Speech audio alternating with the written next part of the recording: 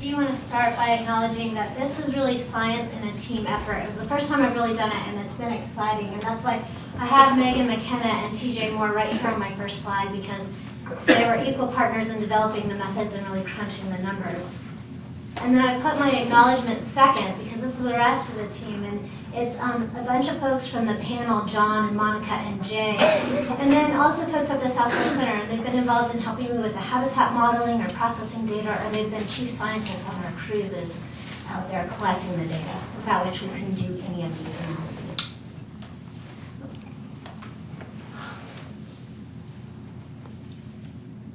I'm stuck. There we go. Thank you. So I want to start by pointing out our study areas. With the AIS data, we can say, we can talk about ship traffic patterns in this small region, but to develop whale habitat models to really get at fine-scale predictions of density, I needed a larger sample size, and so that's why my study area for the whale habitat modeling was a bit larger. So I want to start by showing you a bit about our whale survey effort. We have the different years we've surveyed here along the bottom, and then it's broken out by month. And one of the first things you'll notice is that we had quite a lot of effort in 2009, and that's because we had a dedicated fine-scale sampling cruise. And when I'm talking about a composite of whale density hotspots from 1991 through 2009, I've done an effort-weighted average. So I'm really weighting the 2009 data quite heavily, and so our results are most meaningful for these recent time periods that we're going to be talking about. Another point is our effort occurs from July 29th through December 6th, so really the time period I can tell you about meaningfully is August through November, and I just want everyone to keep that in mind. Also, our distribution of month, it does vary by year, but generally we're seeing a spread across the whole time period. To build the habitat models, I'm using an approach that we've developed and we've been using for several years now to get at these fine-scale predictions. So we break up our transect lines into approximately 5-kilometer segments. That's where we're summarizing our whale sighting data.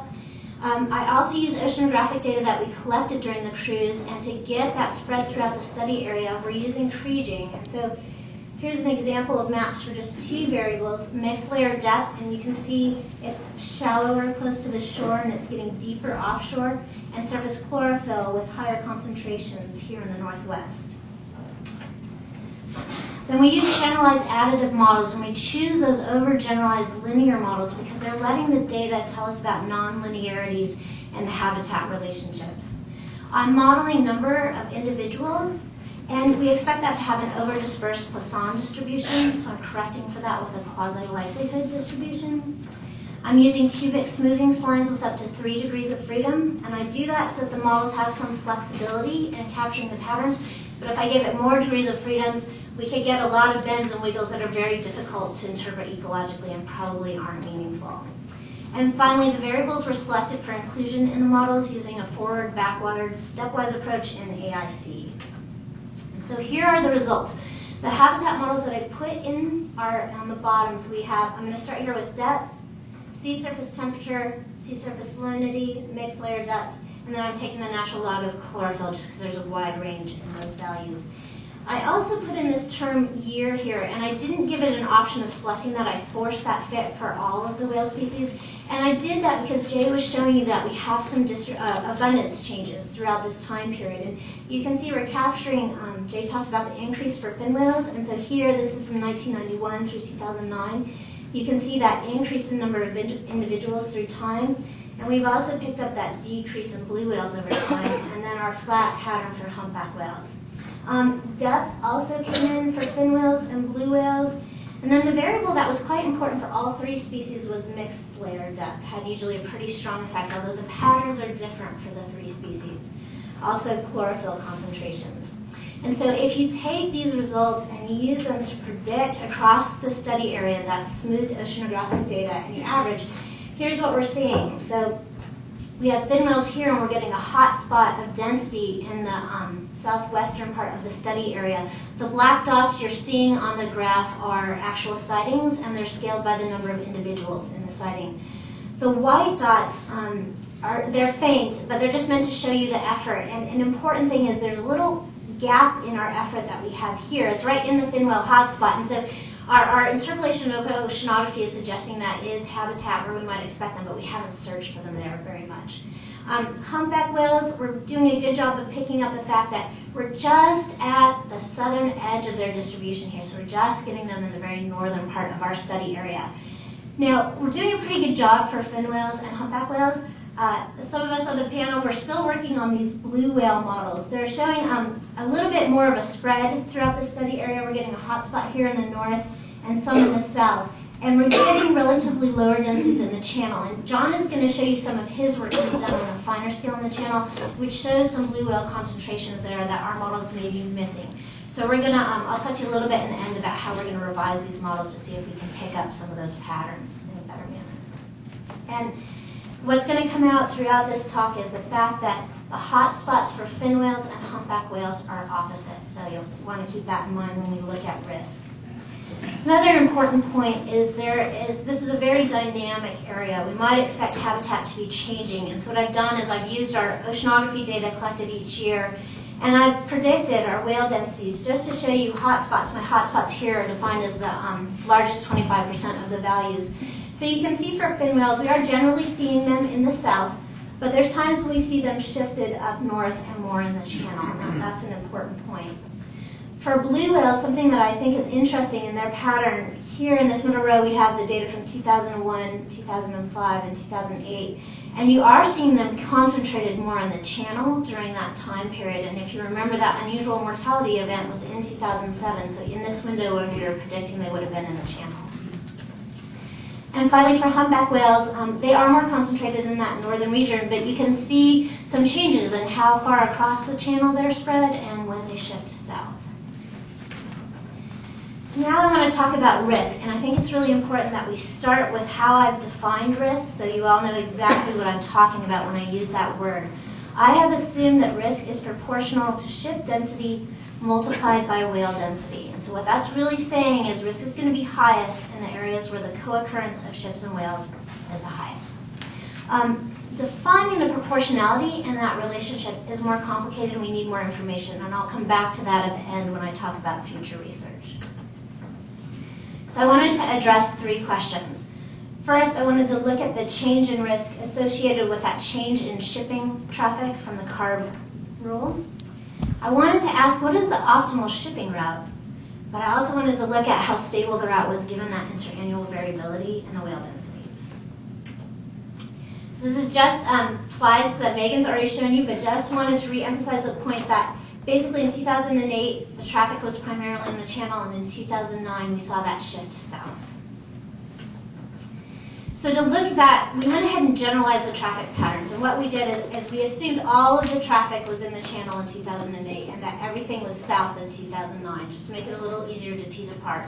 We did want the actual traffic patterns in those regions for the year, so we normalized it by taking the value, the actual kilometers traveled in the grid cell, and dividing it by the sum of the values in all the grid cells in a region, so that basically the values in each region sum to 1. And so you could actually bring real ship traffic back into this just by multiplying by what it was to get risk numbers.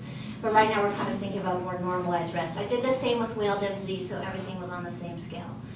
And then my calculation of risk was to sum the normalized whale density multiplied by the normalized ship density. And this is what the results are for the percentage change in risk between traffic patterns in 2008 and 2009. So when you see a positive number here, which we have for fin whales, that's showing a really large increase in risk when they shifted south. And that makes sense because the fin whale hotspot is down south.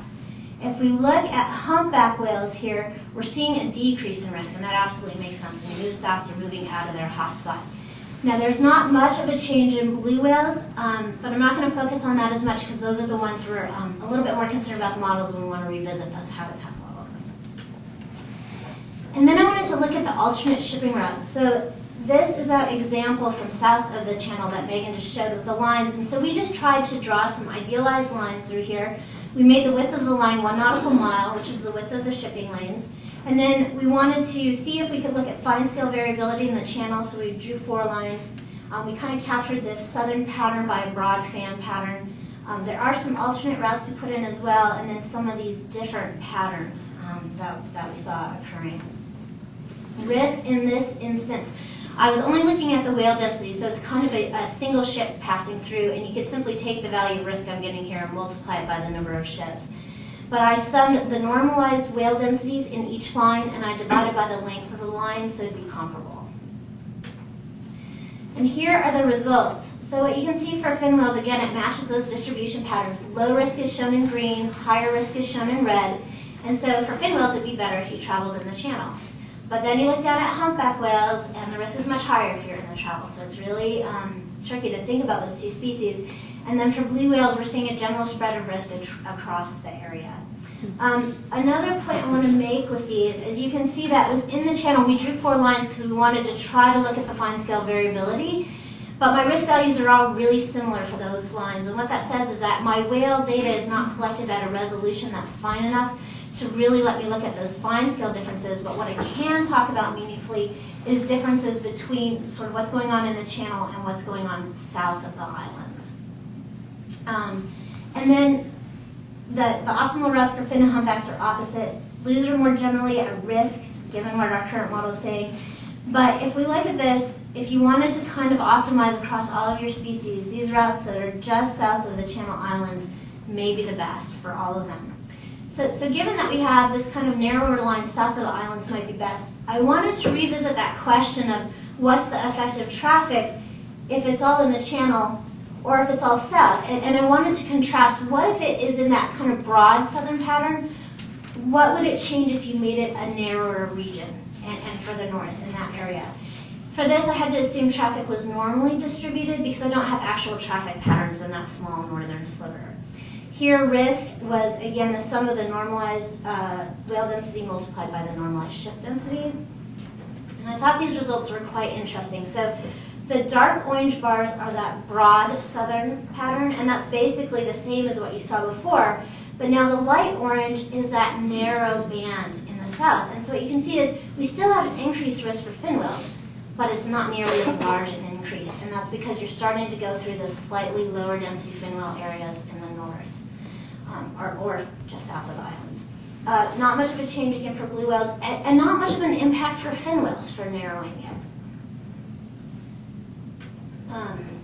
And I want to, my last set of slides here are on the interannual variability, because I think this really is a critical point to keep in mind because it's such a dynamic region. So again, these are just maps looking at the alternate routes. Greens is low risk, yellow moderate, red high.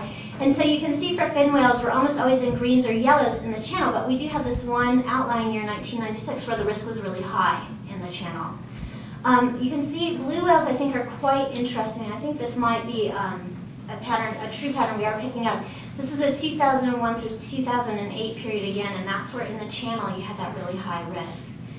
And then finally for humpback whales, again, usually the red risk high in the channel, but there is this one year, 1996, where they have shifted south, and so you've got an increased risk on those lines that we would have said would have been optimal. So our preliminary conclusions that we can draw from this: the changes in the shipping traffic caused by the carb rule, it increased the risk for fin whales, and it decreased the risk for humpback whales. Currently, our results are showing little impact on blue whales, but we want to revisit that. I think that's one where we may be able to improve the models and look at that in a little more detail.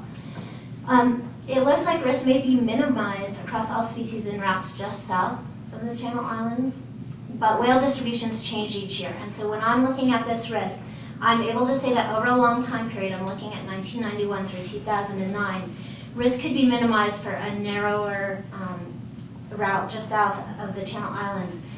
But in any individual year, you can still have a large number of ship strikes, and I think that's the complexity in trying to work in this region.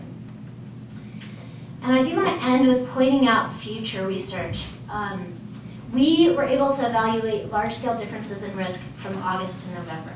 We're missing an important part of the year. For example, I haven't talked about gray whales at all, and they are at risk of the ship strikes, but we don't have the data to analyze that because we don't have that time period covered. We also think it would be very important to explore distance to shelf edge in our habitat models, and that could really be a key for potentially improving the blue whale models. I'm not sure it's going to affect our fin and humpbacks much. I think those patterns are going to be pretty robust, but we may be able to improve the blue whales.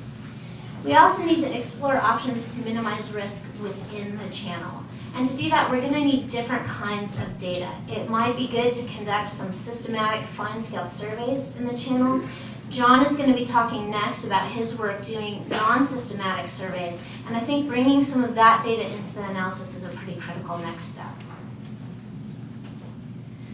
Finally, going back to my assumption of risk, that risk is proportional to ship density multiplied by whale density. Well, I think we'd all really like to be able to take that risk number and say, okay, what does that actually mean for ship strikes? And to do that, we have to have more information.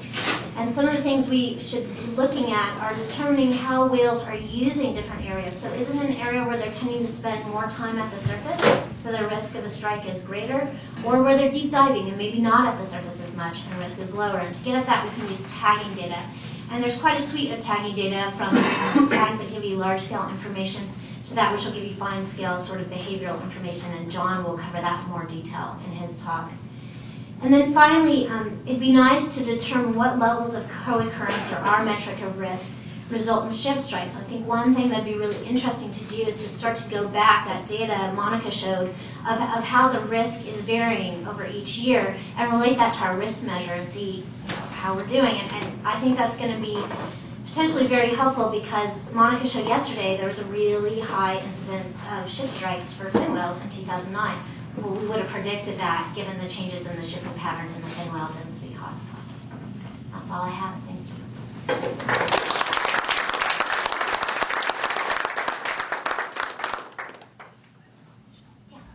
Have you actually looked at ship strikes to see if they agree with your model predictions? And given the low number, relative low number of ship strikes, how would you validate your models?